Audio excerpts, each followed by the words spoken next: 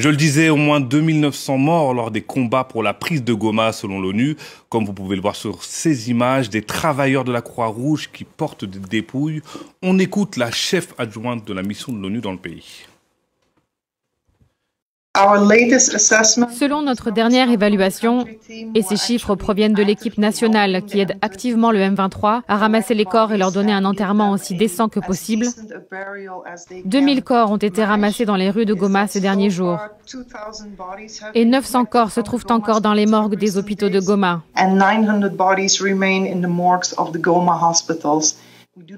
Nous nous attendons à ce que ce nombre augmente.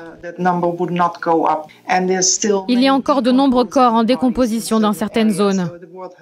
L'Organisation mondiale de la santé s'inquiète donc des épidémies qui pourraient en résulter.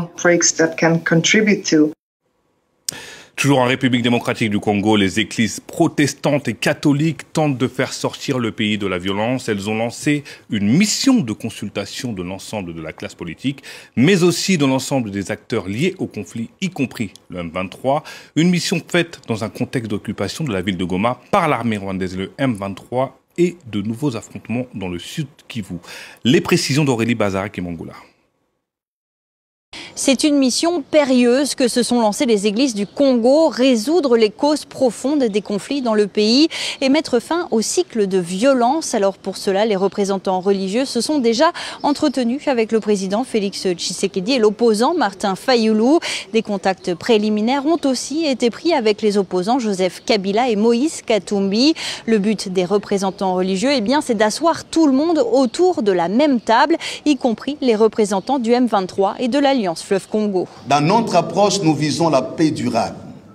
Et il serait, en tout cas aberrant, sinon illusoire de penser avoir la paix sans inclure tous les acteurs concernés.